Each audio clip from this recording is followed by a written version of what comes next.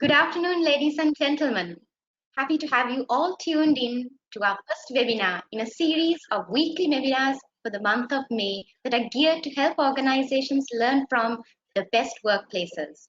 This webinar series is hosted by Great Place to Work in Sri Lanka. Great Place to Work is the global authority on workplace culture. Over the last 30 years, surveying more than 100 million employees globally has contributed to deep insights to define what makes a great workplace. The Great Place to Work assessment helps organizations quantify their culture and produce better business results by creating high trust work experience for all employees. The annual Best Workplaces in Asia list identifies best workplaces in the Asia and Middle East regions. This list comprised of 75 organizations this year. 9 of them were from Sri Lanka. The list recognized organizations in 3 size categories: small and medium, large, and multinational organizations category. The data used came from national lists published in 2019 and early 2020. Today, we have with us 4 panelists, 2 from the multinational list and 1 each from the large and SME list. Firstly, package and freight transportation giant DHL Express, the #1 organization on Asia's multinational list. It has been ranked on Asia's best workplaces list for 6 years in a row. DHL in Sri Lanka and India have contributed to the 2020 list achievement among 8 Asian countries. DHL India and Sri Lanka are represented today by Mr. Sunjoy Dhaawan, Vice President Human Resources of DHL India. He has 30 years of human resource professional background working across multinational organizations. Secondly, we have globally renowned resort hotels brand Marriott, which debuted on the Asia list this year at number 19. Both Sri Lanka and India contributed to this ranking. We have Weligama Bay Marriott Resort and Spa General Manager, Mr. Piyush Tyagi, here with us. He has a long association with the hospitality industry and has worked for many luxury resort brands over many decades. Thirdly, we have Gamma Pizzakraft Lanka, featured on the large category list for the first time at number 13. They have been a list maker 6 times in Sri Lanka. You will know them by their food and beverage brands, Pizza Hut and Taco Bell. We have with us Chairman and Managing Director, Mr. Amar Singh. He accounts for nearly 40 years in the food industry across South Asia.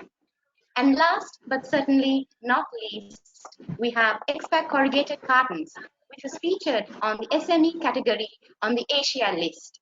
It has notched up 2 places on the Asia list at number 16 this year. It is represented by Director Mr. Zulficar Ghouse, who has over 30 years of experience in senior management in Sri Lanka. And finally, I warmly welcome as well Dr. Michael Burchell, CEO of Great Place to Work in the Middle East region, who will moderate this panel of esteemed gentlemen. Michael is an expert in human capital strategy and transformational change who has worked in the US and the Middle East.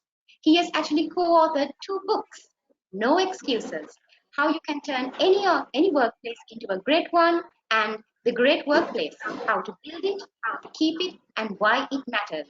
Over to you, Michael. Thank you, I appreciate it. And good afternoon, everyone. I hope this broadcast finds you well and your families well. I'd like to start off by just sharing a couple quick ground rules before we start. We have 2 sets of questions that we'll be asking the panelists. The first set of questions has to do with what makes our organizations great workplaces. And the second set of questions has to do with managing through this current moment in terms of the pandemic. Each set of questions will take about 20 minutes for the 4 panelists to respond to. So each panelist has about 4 to 5 minutes to respond to it. We'll then switch to the second set of questions. And after that, we'll have time for Q&A. So I'd like to ask each of you to please keep your microphones on mute while the panelists are speaking. If you have any questions that come up, please type them into the chat box and also the name of the panelist or company that you would like to direct the question to. The team will look at these questions and share them with us as we finish up the second set of questions. And finally, we want to make sure that the questions at the end of the first half will be related to the scenario, and then the second half in terms of kind of the COVID survey. So in terms of the first set of questions, we have a speaking order that will follow. So Sunjoy will be first, and then Piyush, and then Amar, and then Zulficar will be the fourth, and then we'll flip that for the second set of questions. So what I'd like to ask Sunjoy to begin with is to share a little bit with us about your lead, about how your employees think of your organization as a great place to work, what makes it an employer of choice. Specifically, what about your culture makes it such a great place to work, and how do you keep employees engaged? And maybe you can share with us best practice from your organization. So Sunjoy first, if you want to begin, and then we'll move to Piyush right after that. Yeah, good afternoon, Michael. Good afternoon, everyone. First of all, thank you to Great Place to Work for providing me the opportunity to share our experiences, and I'm happy to do that. Michael, to your question, I think that's a tough one, that the journey over the last few years of what has got us here in the top 5 workplaces as far as India is concerned, and we have over 700 companies participating. And so, if I were to put it in a very simplistic manner, while there are so many things that contribute to this, but essentially, to my mind, I think one of the biggest things that inspires or motivates everyone is the culture. So the first aspect is the culture, and I'll elaborate on that a little bit more as to what elements of culture do I talk about. And the second aspect is the technology. So these two have been the main pillars for us as far as our transformation journey over the last several years is concerned. And when I say the cultural aspect, it is about focusing on the aspects of being an employer of choice, a provider of choice for our customers, an employer of choice for our employees, a provider of choice for our customers, and an investment of choice for our investors or our shareholders. And it's the element of how we engage with our people, how we motivate them. Of course, we have our different flagship programs, which I'm sure every organization will have. But it is not just how what kind of programs you have, but it is also about how you make them come alive. And whether through those programs, whether you are touching the mind and hearts of people, because it is important to engage the mind and heart of people in a way that it touches them. And you need to touch the mind and hearts of people at all levels, and not just up to a certain level of the organization. And only when you start touching the mind and hearts of people through your initiatives, through your programs, through your policies, through your practices, that people start to gain the trust. And it is the trust element in your culture that brings the transformation. So that's the cultural element, to keep it brief, and I can elaborate on this if given more opportunity, but in the interest of time, that's the cultural aspects that I want to touch upon. The second aspect is the technology aspect. The technology aspect is gaining more and more importance in today's times, more than and also going forward, it will be even more important. So how you leverage your technology platforms to be able to connect with people, to engage with people, the way you do engagement is changing, the way you communicate with people is changing these days. Gone are the days when people just rely on emails as a platform to communicate with people. So do you have the right kind of platforms? And people don't want to see notice boards. Gone are the days when people want to read notice boards in the office. So how do you then communicate with people? So you have to reach out to them on their mobile and be accessible. So your policies should be accessible. Your engagement programs should be accessible. Whether you do your learning and development through those mobiles is something that one is to do more and more, and also gamifications. And when you begin to leverage technology in a 360-degree manner, that's when again you start to see a fundamental transformation in the way your employees perceive you, because you drive transparency, you break bureaucracy in the organization through technology, and that's what enables again the element of trust. So to my mind, these are the two, culture and technology are the two key enablers or the two key levers in having a great place to work. That's excellent. Thank you, Sunjoy. Really appreciate that. And let me check and see if Piyush, are you on the line with us? Hi, Michael. I hope I'm audible. You are. Okay, perfect. If you can take maybe a couple minutes and share kind of from your perspective what makes your organization a great place to work at Marriott, and also maybe a best practice from your experience as well. Sure. Thank you so much, Michael, for giving me this opportunity, and thank you, Great Place to Work. It's a fantastic platform, and it's nice to be here. So I will quickly start off by this saying what we strongly believe in Marriott is how we do business is as important as business we do. So talking about culture, culture plays a very important role in our organization as it does in any other organization which is on Great Place to Work platform. So just referring to culture, what we strongly believe is to win loyalty of our customers, to become the best in our industry. We have to continuously build a culture that embraces innovation in all aspects. We take risk while remaining true to what we are and taking care of our most valuable asset, which is our people. So we strongly believe in that. And whatever we do in Marriott and at Weligama Bay Marriott is definitely keeping our people right on top. So there are various practices, which actually helps us, move towards a journey towards a great workplace. And putting people first is one of the key to it. The other thing which we strongly believe is take care. So take care is an important initiative in Marriott. And Weligama Bay Marriott, I'm pleased to share that we were among the best take care hotel globally in 2019 among various Marriott properties.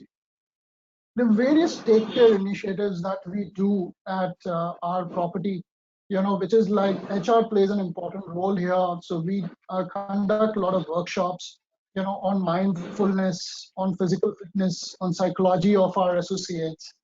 We've also set up an associate gym, and there are a lot of other efforts which go into the relax and rejuvenation opportunities for our fellow associates in form of we've got a Marriott associate rate wherein they get an opportunity to actually travel across the globe with their friends and family.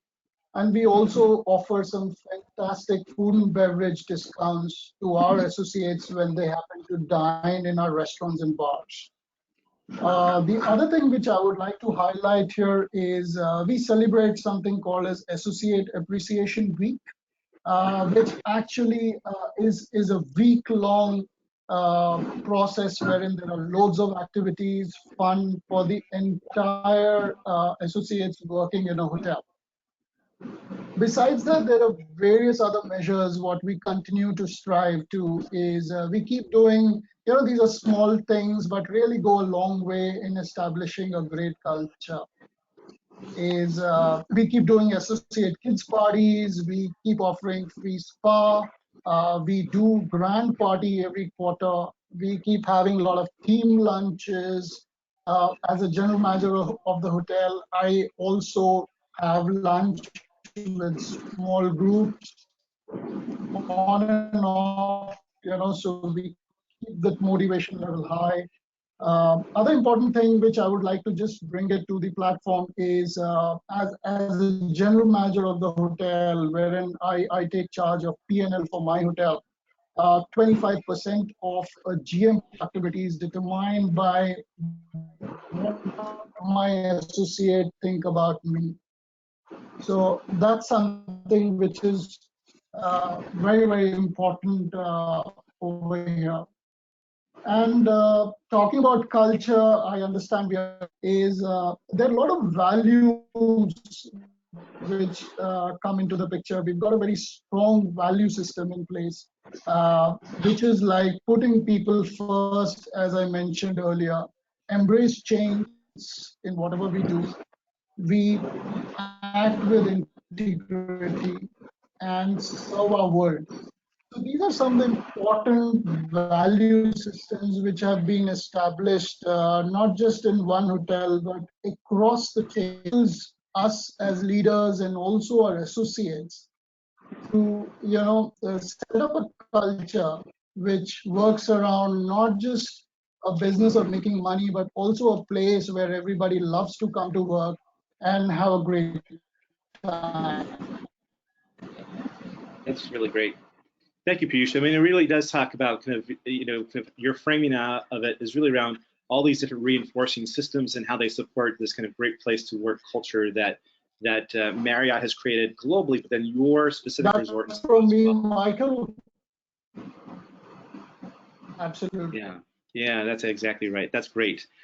Maybe I can ask Amar to jump in here as well and share with us kind of what makes your organization a great workplace and what have you done, and maybe also share a best practice from your experience that would be helpful to our listeners today. Okay, Michael. Now we had excellent. We had Sunjoy talking about the choice and culture. We had Piyush talking about culture too. So I'm not going to. Sunjoy talked about culture and technology, and we had Piyush talking about culture and various other activities. So culture is a given. So I'm not going to tell. I think all of us are more or less on the same page in as much as, so let's build on things. So I'm not going to repeat some of the great stuff that has been spoken about by Sanjay. So our main point here the main point I'd like to make here is titled Going Beyond. And so what do I mean by going beyond? What I mean by going beyond is going beyond law and legal. In as much as they're prescribed things that you're supposed to do in an organization to take care of your people, the law behind. The important thing that differentiates organizations is, do you go beyond it?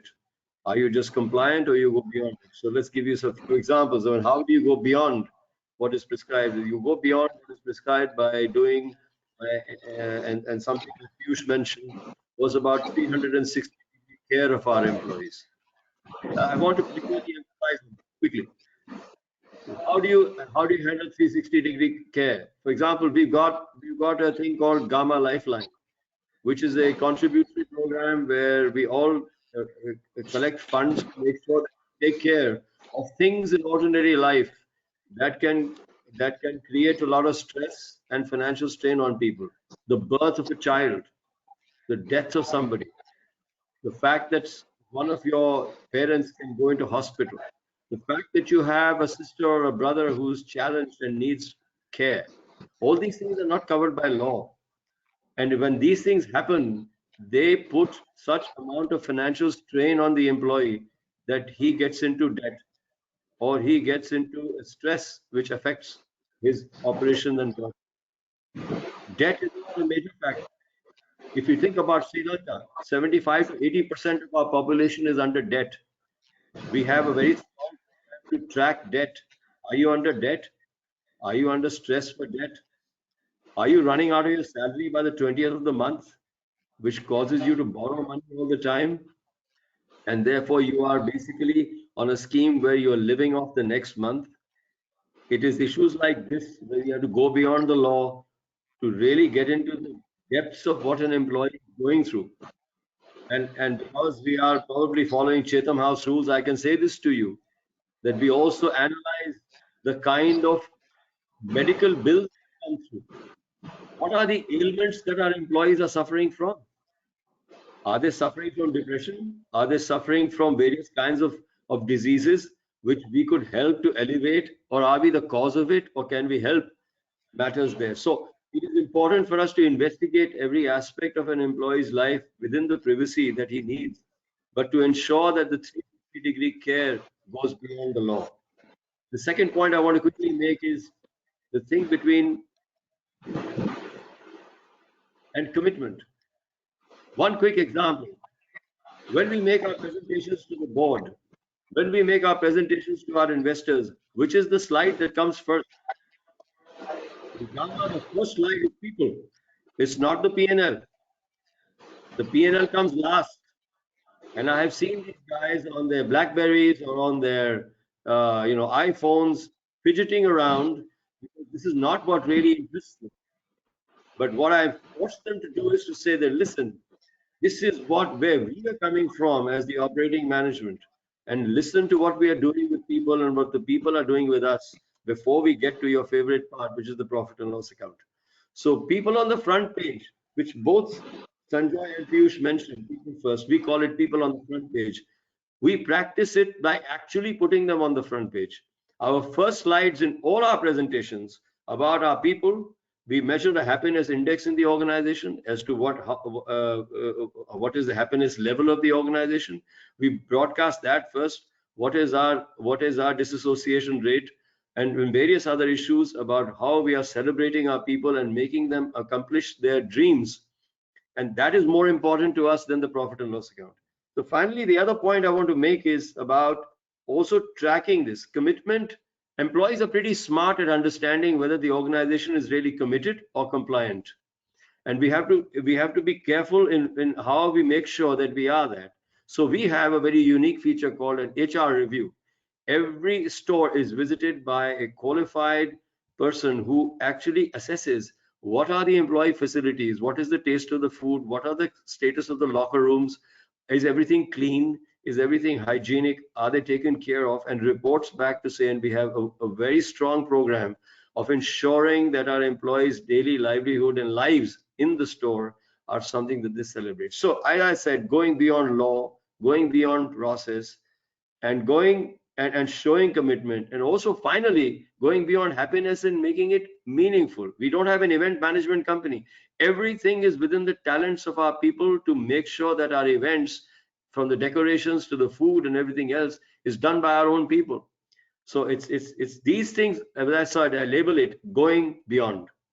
Going above and beyond, which makes so much sense. And in some ways, I think that's kind of the hallmark of really great workplaces, is how do you level up to that next phase, right? To really go above and beyond, as you say. And I think that makes just tremendously great sense. So thank you, Amar. Zulficar, how about over to you? Maybe you can share a little about kind of what makes your organization a great workplace, and also share best practice for the folks that are listening as well. Okay. I'm quite impressed with what Amar said about how he's treating his workers, and after all, they are in the front line, and they do have a major effect on us because we are there, but we buy from them. If you take the expat story, it's more transformational story, because we did a restructure 11 years back, and we're doing something like 700 metric tons a month. We were like way down in the list, and today with less staff, one machine added to the finishing side, the same corrugator that did 35-40 in a day is today producing 100. If you ask me, it was a top bottom up approach, where if you ask me how that happened, I think you all have to go back and interview my employees and ask them how did they do it, because they came up with the ideas, and today we became the darling of the stakeholders. I would not say shareholders, stakeholders, because with the same investment we're producing 3-4 times more, and from 700 we're doing now 2,400, which is a record for the industry. We looked at several things. Initially, we brought in the processes of customer being happy. We said on-time delivery has to be our primary objective. In bringing on-time delivery and making it our primary objective, we had to do lots of things in between. And so as far as that was concerned, it was again the employees' initiatives that brought us to whatever. From 66, we have brought it up to 96.5%.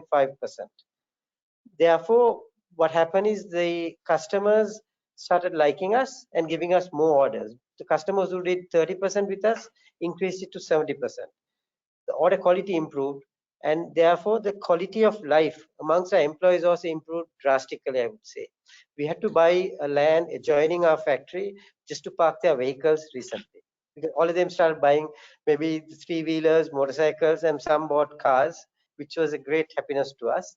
And that was our investment to the employees. And we work in a culture coming down from our bosses that everybody eats the same food. We provide all 3 meals to the employees because we do 2 shifts of 12 hours each, 7 to 7, 7 to 7. And even the food that my boss in Colombo eats and what I would eat is what the cleaners would eat. So, and we are sometimes the management team are the last to eat. And one thing that really brought us success is that the entire management team has lunch together. The entire management team would meet once in 2 months in somebody's house for dinner, right? So whatever problems we had amongst ourselves, because we were aggressive when we were taking from 700 to 2,400, it's not an easy journey. What happened is we brought unity amongst ourselves. That cascaded down to the employees. And today we are an organization which is liked by, as I said, we are darling to the stakeholders and also to the customers, because on-time delivery became our primary objective.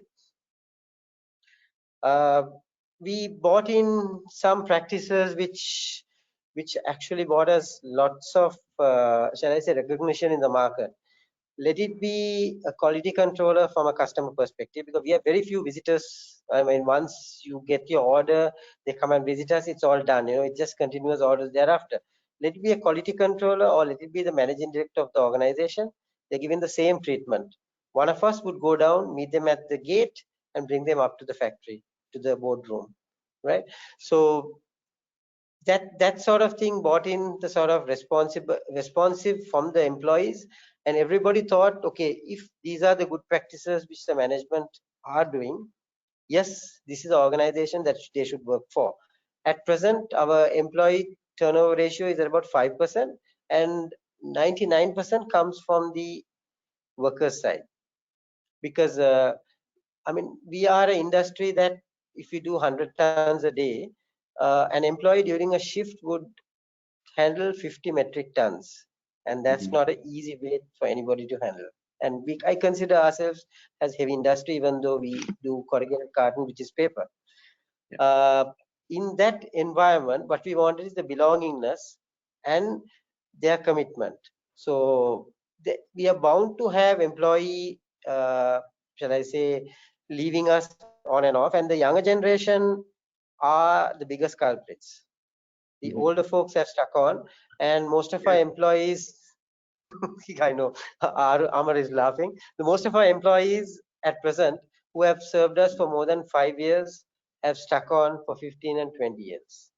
So we have one fear now, our industry, because the younger generation aren't that committed. What would be our, shall I say, position in the market with time to come? Because there is a limit to which in Asia you can mechanize and automate because of the cost benefit analysis that we have. So I mean, I going back on the welfare part of it, we've started something which we learned from the Japanese, that we need our employees to come and okay, we want the children to come and serve us one day, right, to be our employees. And we have managed that by providing them with school books. The quality of the books that are provided to them is something that I didn't buy my kids. So we go to that extent, and we already have about 7 graduates who have come out of the university, and some are being employed in the organization. So that's something that we take, I would say, pride, but it gives us immense happiness to see when the employee is retiring that the son comes in. And we have one policy that we don't have 2 from the family. So that's one thing we want to maintain because of internal control, as well as to ensure that there is fair play and justice in the organization. That's great. We've come a long way from 700 to 2,400, and we're happy to say that still the employees are stuck on with us, and that we were not just, you know, slave drivers or whatever. It is that the employees benefited immensely, as well as the stakeholders benefited. So that's the part I would like to talk to you about, and how came to what it is from where it was, and we're happy that in the last 2 years we have been able to win the Great Place to Work in Sri Lanka, and also the best workplaces in Asia. That's great. So hope to continue. I mean, it's Thanks, clear that Michael, yeah. at some stage, Michael, I want to respond to Zulficar's beautiful rendition and talk to him for a minute about the younger generation. Yeah, I think that's actually, I'm looking at the chat box, and that's actually questions that have come up. So back to the two of you specifically about that when we get to the Q&A. So that's a really important issue. You know, and I love how you have talked about kind of the level of investment and engagement so that there's loyalty, right, across your people. So I want to shift gears now. I want to turn our attention to the present moment that we find ourselves in. The list publication in April came amid the kind of the COVID-19 crisis. It was just getting going in March and April, and it really upended daily life, as all of us who are on this webinar know, and our business operations throughout the entire region. Many organizations on the list are leading the way in this pandemic and demonstrating a real sense of care for their people, their customers, and their communities, and certainly including the four of you as panelists. So while the COVID-19 pandemic is a challenge facing organizations across the globe, it really puts a premium on people first inclusive culture, which all of you have already spoken to. So I guess my question is not about necessarily how the crisis has affected your organization. We have about 15, maybe 20 minutes left in the second set of questions. So maybe 3 minutes apiece if you could, because I want to make sure we do save time at the end for some important questions. So take about 3 minutes, but I really would love to have you maybe just comment on, you know, kind of what are you doing, what steps are you taking to mitigate, you know, kind of the risks for your people, for your business, right? Whether it's ensuring health and wellness or main business continuity.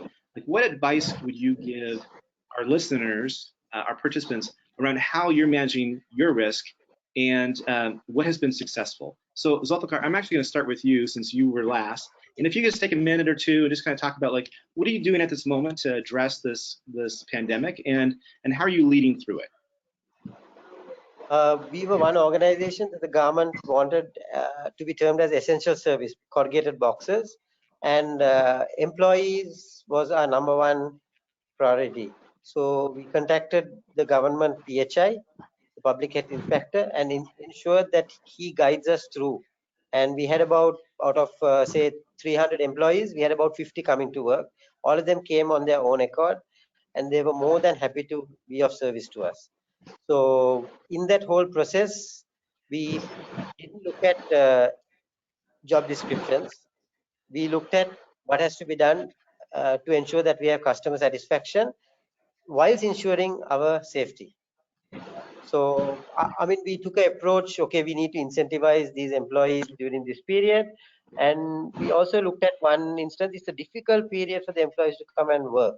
So I took the example of, you know, more you pay the employees at Newcar, where the coal is being mined, lesser they work, because it's a difficult environment. So we balanced the board, and we very happy and contented about the support we got from the employees.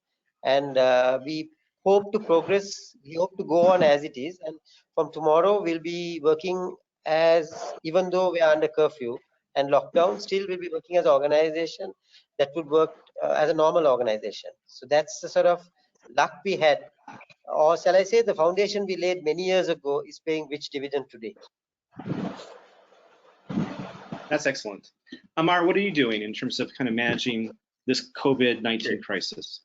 Yeah, so I'll build on what Zulficar's excellent points, and I'm so sure Sunjoy and others will come in with others.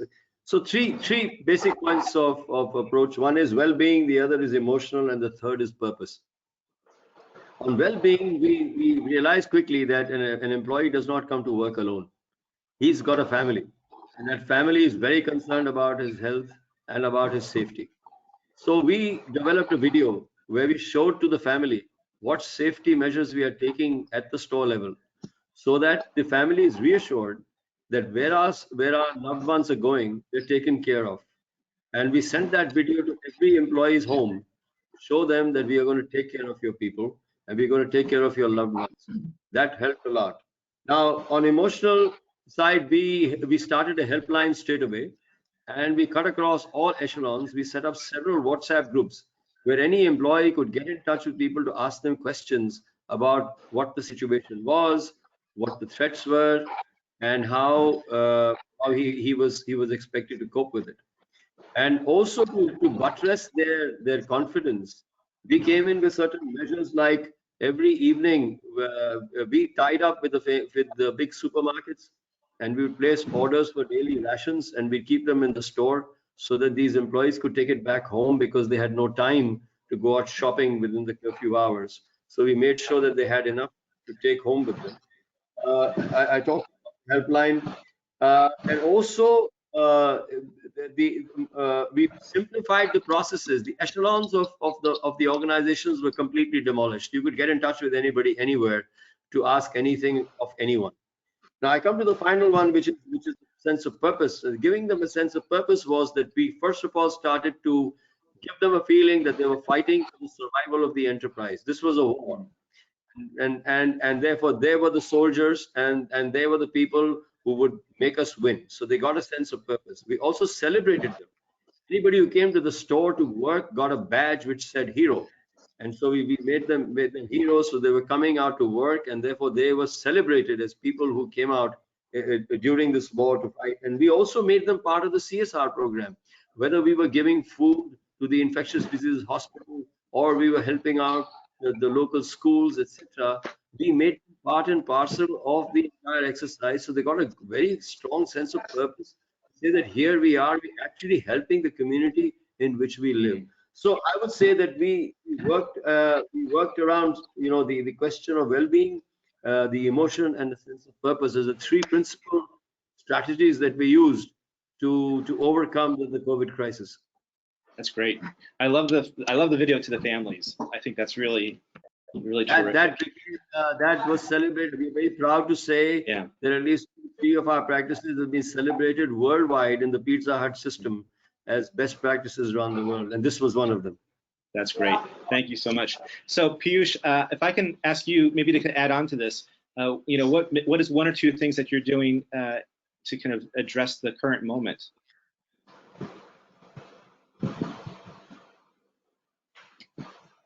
Piyush, are you available to us? He may not be available. So I'm actually, maybe I'll kind of ask Sunjoy. Sunjoy, are you with us? Yes, I'm here. Okay, maybe you can take this on. So, you know, just take a moment, if you would, just kind of answer, what are you doing to address the current moment that we find ourselves in, and how are you taking care of ensuring health and well-being and maintaining business continuity?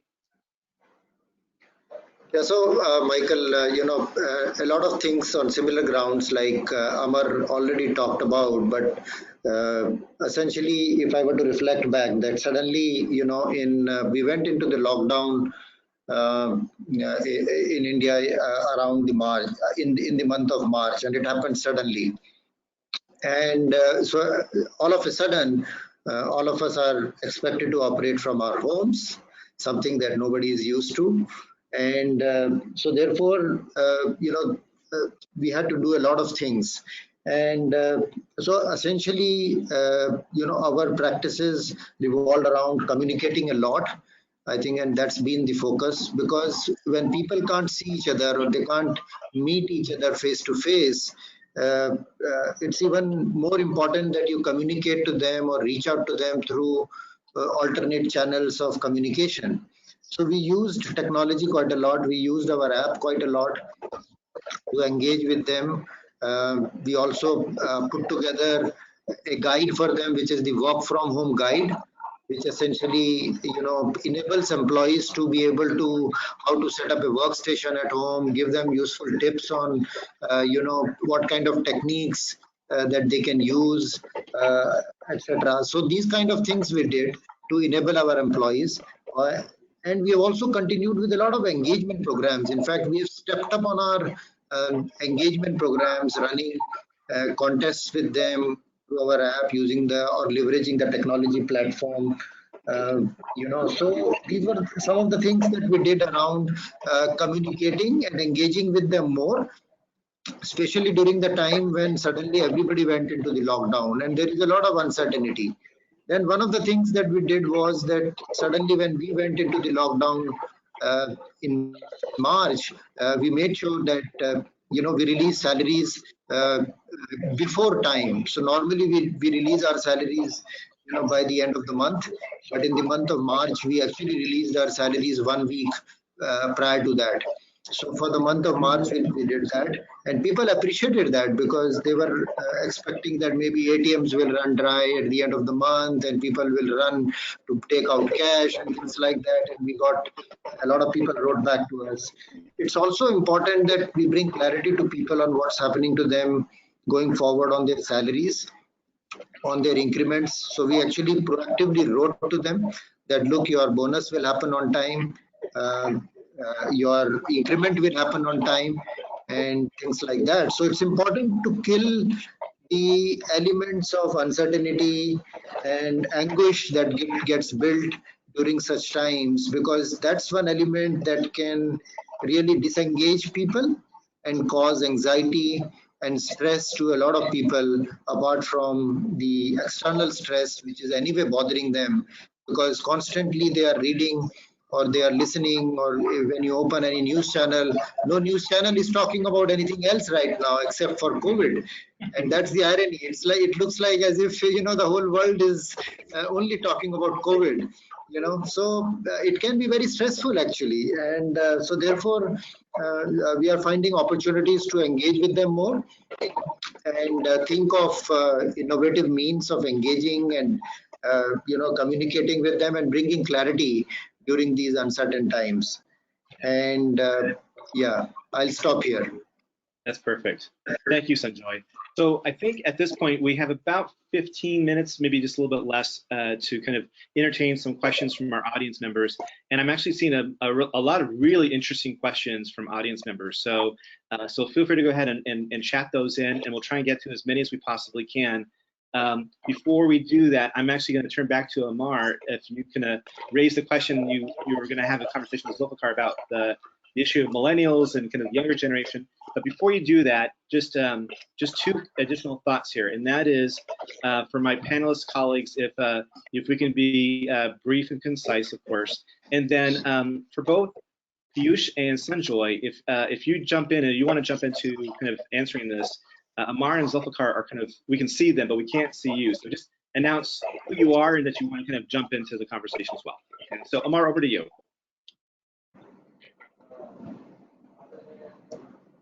So one quick minute, Zulficar, we belong to an age, more me than you perhaps, where when we told our youngsters what to do, they listened to us.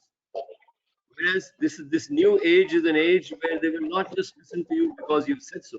It is when they are convinced that only then will they do what they asked to do. And a quick example of this is we're supposed to wash our hands every 20 minutes in the store. Simply by saying so, they won't.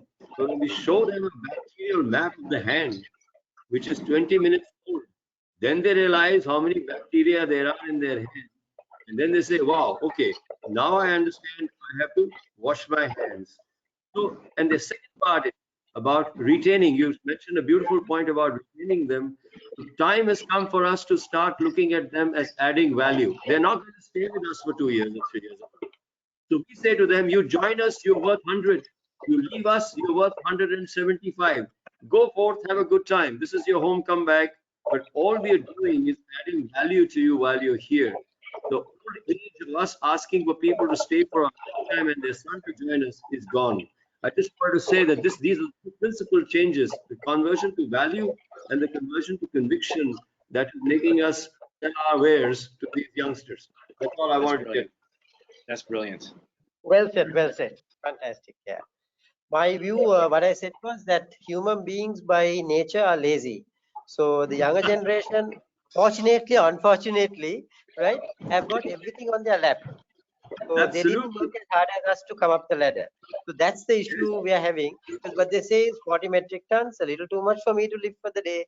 Let me go home. My mom will provide whatever she has to do. Yes, That's what is happening. Yeah, that's excellent. That's excellent. So, so let's see. I'm looking at this, and one of the questions that came up from a panelist was, can any of you kind of quantify or kind of share what the return on investment that you've seen? So what are some returns that you've seen as a result of your investment in building trust and creating this great workplace? And any one of you, if you want to just kind of take that on, that'd be great.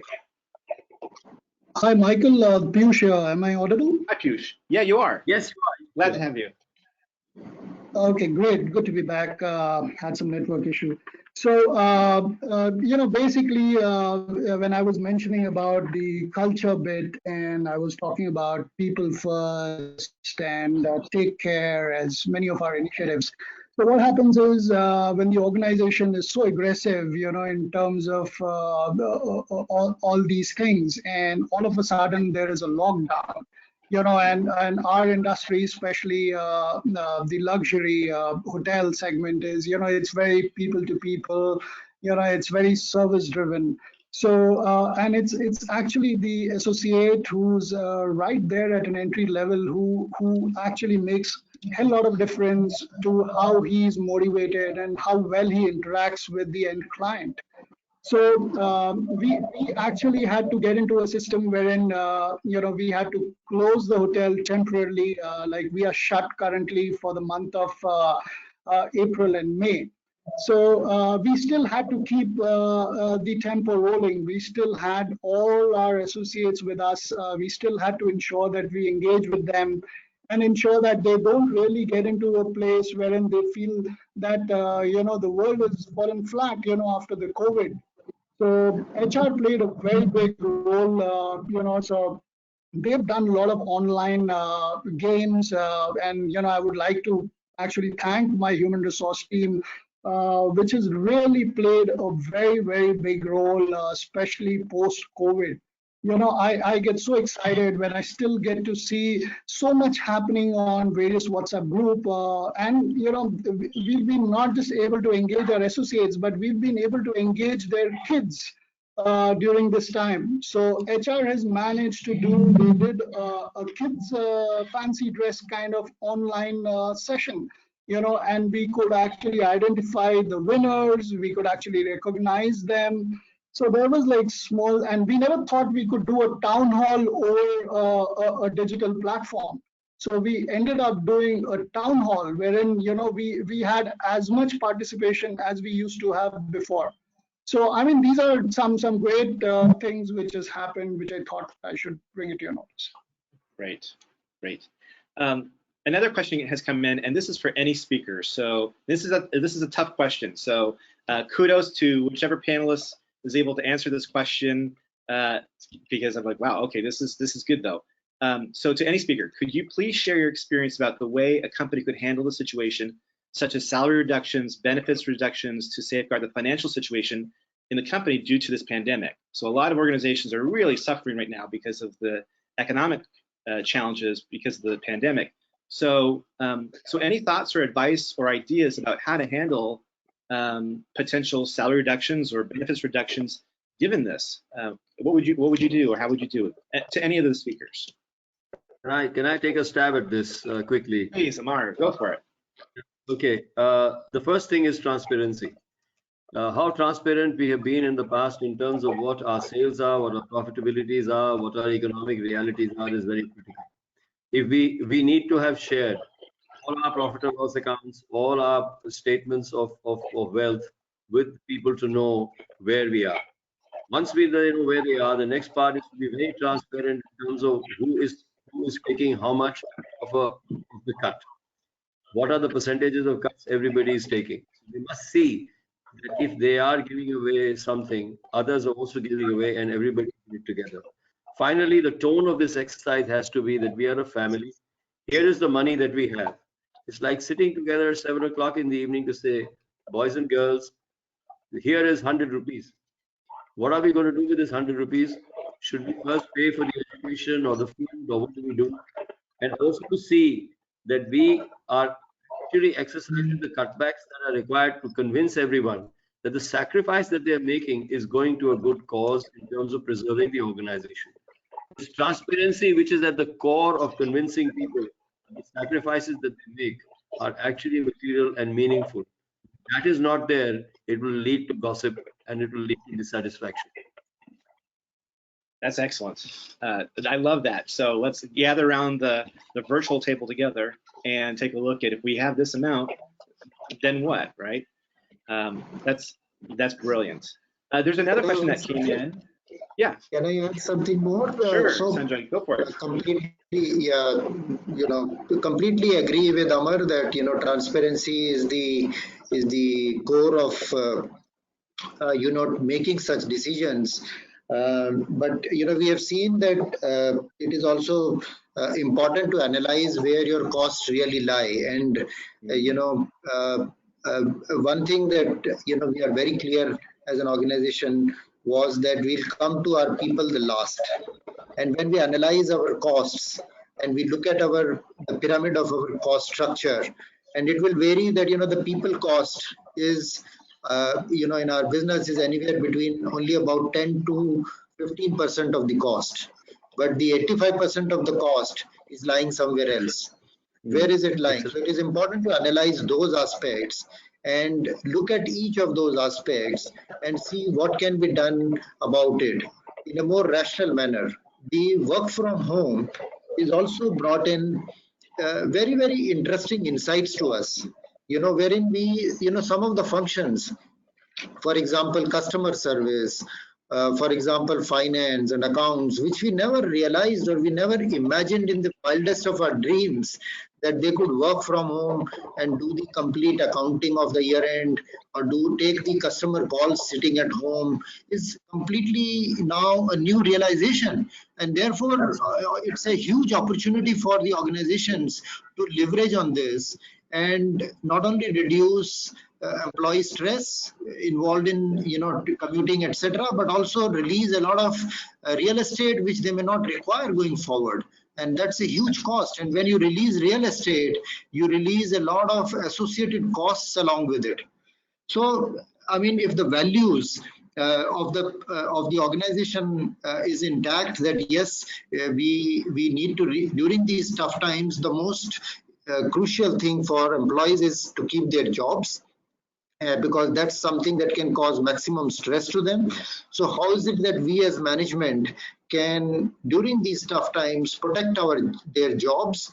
Then I think many things can fall in place, and the businesses can find various other places where these costs can be neutralized. Yes, that's excellent. That's excellent advice. So there's a question, and this is directly for Amar. So let me read this for you, sir. I understand that the Gamma branch manager's performance is tied to branch employee retention. Can you elaborate on this practice, why it was done, and how it has benefited the organization? Well, essentially, a general manager of a store is measured across several parameters, and one of them is the fact that how he is able to take care of his people, how many people he's able to retain, what his team member turnover is, and what his happiness index is.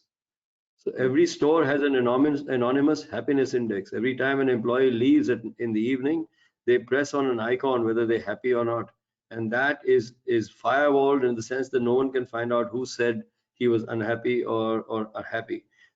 So there are a number of factors apart from people, but on the people front, it has got to do with retention, it has got to do with happiness. It has also got to do with the sense of commitment that he exhibits. For example, we want to know how many one-on-ones did we have with the employees? What was the result of the one-on-ones that we had? Is he keeping track of the employees' well-being? And all of this comes out when we do the human resources review for his outlet. So that's the third factor that comes into play as to where he came out in the human resources review that had taken place. And so there are 3 or 4 touch points, not just the employee turnover. So these are the reasons, these are the factors on which he is judged, and there are 4 factors on which he is judged apart from the question of what his turnover is and etc. etc. But this is one of the important things that contributes to his incentive. Excellent. Thank you, Amar. I think we have time for one more question before we do a little bit of a wrap up. And so this again is for any of the panelists. So what is the most positive experience you have come across in the midst of these challenging times? So given the fact that we're kind of in the midst of this pandemic, has there been any kind of positive, beneficial impact or experience within the context of your organization that you've witnessed or experienced?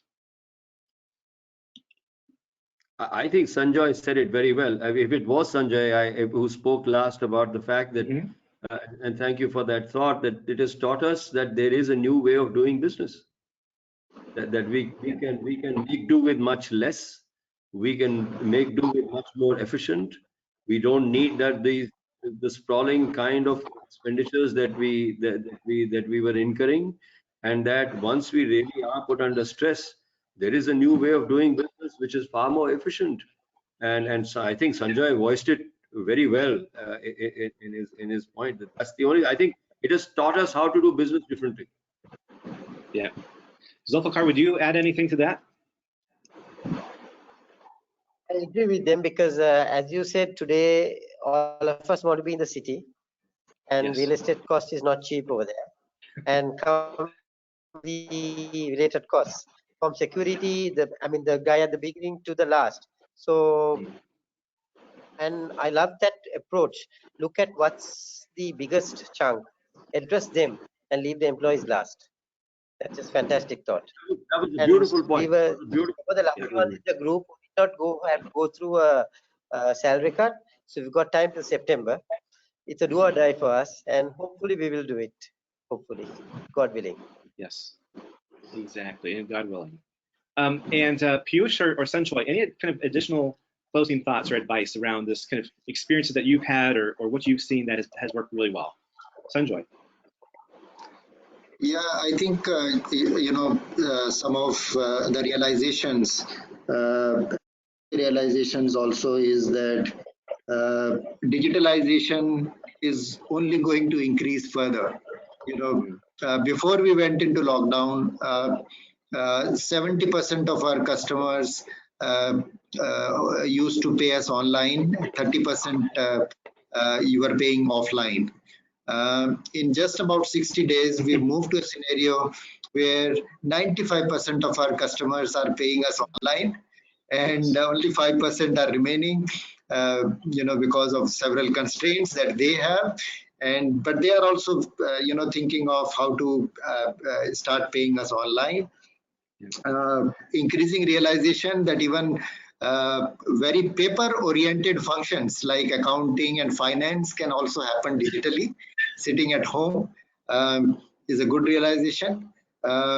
Merit increase letters can be given digitally to people, but it creates its own impact during these challenging times. Is again a good realization.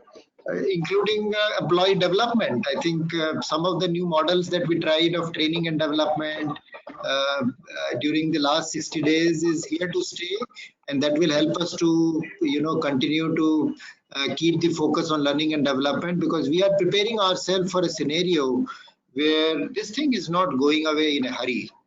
We don't think that this is going away in the next 2-3 months. I think this is here to stay. We will have to learn to live with it, at least for the next 1 year or so, till a suitable vaccine or a cure is found.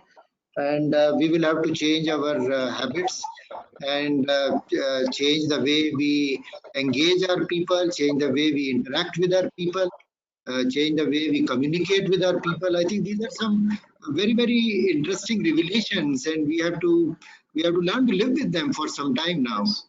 Yes, thank you. That makes a lot of sense. And before I turn this back over to Rouhani to just kind of quickly wrap up, I want to thank our speakers, our panelists, Piyush, Sunjoy, Amar, Zulficar. You've been excellent, and you've added so much to this conversation. These are the kinds of webinars that I know that Great Places to Work in Sri Lanka wants to continue to do, to raise up these issues and have really great conversations, and so that we can learn, share, and raise the bar together. So Rouhani, I'm going to turn this back over to you to kind of wrap this up, and let's kind of go onwards and upwards together. Michael, I just want to say that I want to thank you on behalf of all the panelists. We've had several webinars and we've participated in so many seminars and conferences. You've been one of the best moderators that we've had in a long, long time.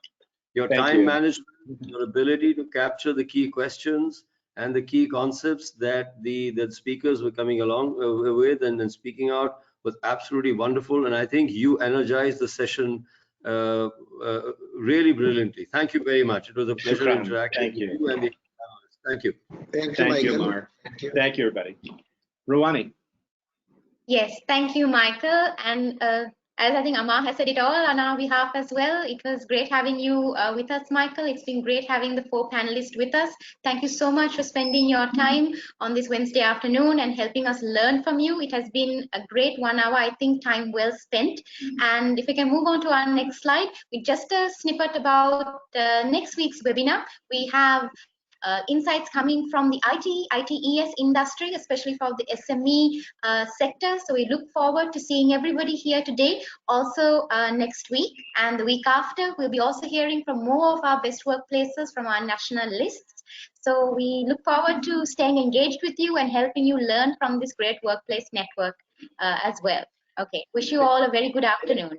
Take care, everybody. Take care of yourselves. Be well. Thank you, Rouhani. Thank you, Michael.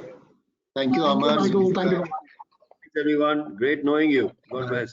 Thank you. Thank you. Same here. Bye-bye. Amar. Thank you.